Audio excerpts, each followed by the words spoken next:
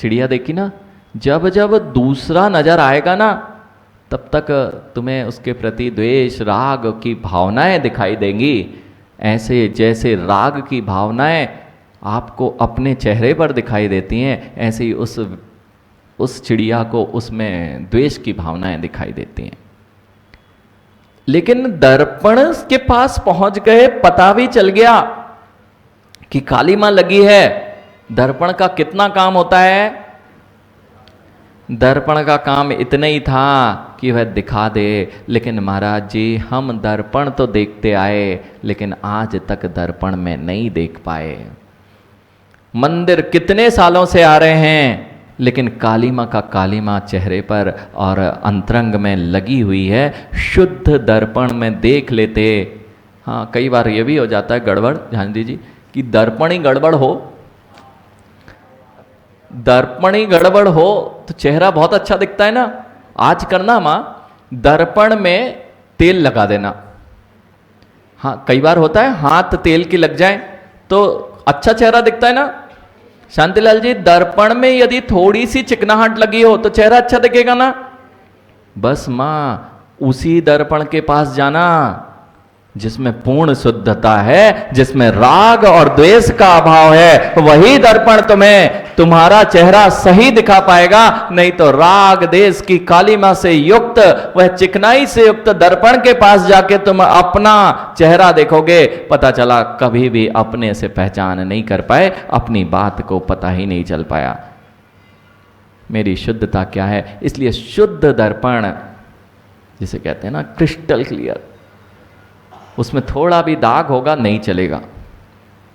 जानजी जी, थोड़ा भी दाग अगर एक लगा हो और आप चेहरा देख रहे हो तो चलेगा। ये जयपुर नगरिया है, जयपुर नगर में मूर्ति बनती है और मूर्ति में हर मूर्तिकार मूर्ति नहीं बनाता। क्यों नहीं बनाता? ये बड़े जैनी के यहाँ की मूर्ति दाग धब्बे वाली नहीं चल सकती। जरा सी आंख नाक नीची हुई तो ये अभिहाल। और कहीं की भी मूर्ति हो, दूसरी कई मूर्तियां बनती हैं, अनेक अनेक मूर्तियां बनती हैं, वहां पे कुछ गड़बड़ भी हो जाए तो चलेगा काम। क्यों? अरे ऊपर से और चढ़ाना है, रंग रेप करना है, अच्छे से उसमें वस्त्र पहनाना है, ऐसी मूर्ति बनेगी। लेकिन दिगंबर मुद्रा बनेगी तो बड़ा संभल के हर कर्मचारी, हर शिल्पकार उसको बना नहीं पाता। क्यों? पता चला झांझी ने बनवाई, झांझी जी ने बनवाई 25-31 फीट की प्रतिमा, लेकिन एक छेनी गलत पड़ गई। यानी एक छेनी 31 फीट की प्रतिमा बनवाई और एक छेनी गलत पड़ गई। झांझी जी आप ले लोगे? एक छेनी गलत पड़ी है ना, 31 फीट की प्रतिमा है, कितनी कीमती है। यानी बस ऐसे ही जैसे मात्र दिगंबर जिन मुद्रा में एक छेनी यदि दूसरी जगह होता ना तो छोटी सी भी प्रतिमा है ना, कई छेनियां गलत पड़ जाएं कोई फर्क ही नहीं पड़ता। आगे रंग लेप करेंगे, ऊपर से लेपा पोती करेंगे और वह बन जाएगी और वह स्थापित हो जाएगी। जब जिन बिंब की स्थापना में एक छेनी गलत हो जाए तो वह जिन बिंब स्थापित नहीं हो सकता। फिर भगवान बनने की जो प्रक्रिया है उसमें यदि राग द्वेष की एक भी छेनी उसको गलत लग गई है तो वह भगवान नहीं हो सकता। जिन बिंब नहीं हो सकता मां, तो अंतरंग के कषायक परिणामों की छेनियों से युक्त जितने जीव हैं वे जीव कभी भगवत्ता की पदवी को प्राप्त नहीं कर सकते। बात समझ में आ रही है? दर्पण मलिन नहीं होना चाहिए, अर्थात दर्पण में ही दाग धब्बे दिख रहे हैं, 148 में से एक भी दाग धब्बा दिख रहा हो, 4 घातिया कर्मों का दाग धब्बा वहां पर दिखाई दे रहा हो, 4 घातिया कर्मों का दाग धब्बा दिखाई दे रहा हो, आप अपना स्वरूप, अपना चेहरा देख पाओगे क्या? पता चला एक दिन ऐसे ही हुआ। जानजी जी, बात यह हुई कि आचार्य श्री के ग्रस्त जब दीक्षा हुई थी और बहुत अंतराय आते थे, पद्मचंद जी बहुत अंतराय आचार्य श्री को आते थे, प्रारंभिक दशा में कर्म जो होते हैं, क्योंकि हमने कभी अंतराय किए नहीं तो पता नहीं रहता, लेकिन जैसे ही दीक्षा होती है तो कर्मों की उदीर्णा होती है और असाता कर्म अल्प में अपना फल देकर निकल जाते हैं। तो बहुत अंतराय आते थे, 10-10 दिन, 9-9 दिन अंतराय। तो एक दिन यही हुआ, आचार्य भगवान विराग सागर जी स्वयं आहार कराने के लिए जाया करते थे। महाराज जी अपने शिष्य को कि बहुत अंतराय, 4-4, 5-5 लगातार अंतराय आते, तो आचार्य जी जाते। अब आचार्य जी भी जाएं फिर भी अंतराय आ जाए, तो जो सज्जन अखिलेश जैसे आप लोग हमारे साथ में रोज आहार की प्रक्रिया में जाते हैं, ऐसे आचार्य भगवान के साथ भी जो लोग कि आज तो कुछ भी हो जाए शक्ति आप लोग बरतते हैं, ऐसे ही उनने भी शक्ति बरती और कहा कि जब सबने देख लिया कुछ नहीं हो रहा तो बड़ा लेंस लेके आ गए। हाँ, हर चीज लेंस से देख के, लेंस से देखकर ही जाएगी। कोई भी सामग्री मेरे देखे बिना, लेंस के देखे बिना हाथ में नहीं जाएगी। बहुत बढ़िया, अब तो अच्छा कॉन्फिडेंस आ गया कि आज तो कैसे ही अंतराय नहीं होने देंगे। और जैसे ही सामग्री देखी और उसमें बाल दिखा, उन्होंने अलग कर दिया। दूसरी सामग्री देखी, फिर बाल दिखा, उन्होंने वो भी अलग कर दी। जितनी सामग्री देखे सब में बाल दिखा और सब अलग कर, चलाएं क्या? वे बोले कुछ है ही नहीं, सब में बाल दिख रहा है, मैं क्या चलाऊं? जो ज्ञानी था वो देखा, ऋषभ दिखाओ दिखाओ मैं भी देखता हूँ। जैसे ही देखा बाल दिखा, और वह बाल सामग्री में नहीं था, वह तो लेंस में चिपका हुआ था। ऐसे ही ज्ञानी जो दूषित वीतरागता से रहित, मलिन राग द्वेष से सहित जो भी देव शास्त्र गुरु होंगे वे स्वयं मलिन होंगे, तो तुम्हें भी तुम्हारी मलिनता ही दिखाई देगी, स्वस्थता तो कभी दिखाई दे ही नहीं पाएगी। समझ में आ रही है बात? दर्पण की शुद्धता बहुत आवश्यक है। दर्पण की शुद्धता तो है आपके पास, मिल गया अच्छा दर्पण, लेकिन फिर भी दर्पण देखते रहते हो, कब तक काम चलाओगे? आज से दर्पण नहीं देखना माँ, आज से दर्पण में देखना। और कालिक लगी हो तो लगी रहने देना। अखिलेश, हाँ देखते हैं महाराज जी, हम रोज देखते हैं दर्पण, लेकिन काले कालिक पहुंचने का काम नहीं है। अच्छी बात है ना? हर्षित रोज देखना, और जितना चेहरा हो उसको धोना नहीं। धूल लग गई कोई बात नहीं, अगर कोई कालिक लग गई कोई बात नहीं, आंखों का काजल फैल गया कोई बात नहीं, बहुत सारी चीज़ें होती हैं। आंसू आ रहे कोई बात नहीं, वहीं पे मिट्टी चिपक गई है कोई बात नहीं, ये तो स्वाभाविक प्रक्रिया है। मिट्टी लगना, काजल फैलना, कालिक लगना, सत्य ना? अरे सही तो है, चेहरे पे तो लगेगी। ऐसे ही माँ, जब हम भगवान के पास आते हैं, हमेशा भगवान को देखते हैं, भगवान में नहीं देखते हैं, तो ये तो क्रोध करना, मान गाना, मायाचारी करना, लोभ कषाय करना, किसी के प्रति प्रीति के भाव होना, किसी के प्रति ग्लानि के भाव होना, ये तो सामान्य प्रक्रिया, इसे थोड़ी ना छुटाना चाहिए। ये तो हमारे चेहरे की शोभा है। क्यों? दर्पण देखा, दर्पण में आज तक नहीं देखा, और दर्पण में देख भी लिया कि मैं कितना कालिमा से युक्त हूं। कालिमा साफ नहीं की तो दर्पण क्या करेगा? भगवान क्या करेंगे? देव शास्त्र गुरु क्या करेंगे? मैंने कहा था ना, समझ में आ जाएगी बात आपको। जो मेरा है वह मेरे साथ रहेगा, वह शुद्ध होता है, उसमें मिश्रण नहीं होता है। उस शुद्धता को श्री जी के पास में शुद्ध दर्पण में देखो कि मैं भी आपके जैसा हूँ। ये कालिक लगी है आज से। हाँ, कई कालिक माँ बहुत गहरी गहरी होती हैं, बहुत गहरी गहरी कालिक होती हैं। आपको यदि पता ना हो तो कभी स्लैब पे काम तो आप करते ही हैं, उस स्लैब पे यदि चिकनाई रह जाए और एक दिन साफ नहीं करना,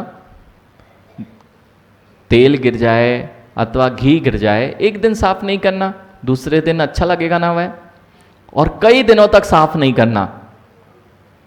हाँ, कई किचन ऐसे ही होते हैं, और चौके नहीं है तो किचन तो ऐसे ही होते हैं।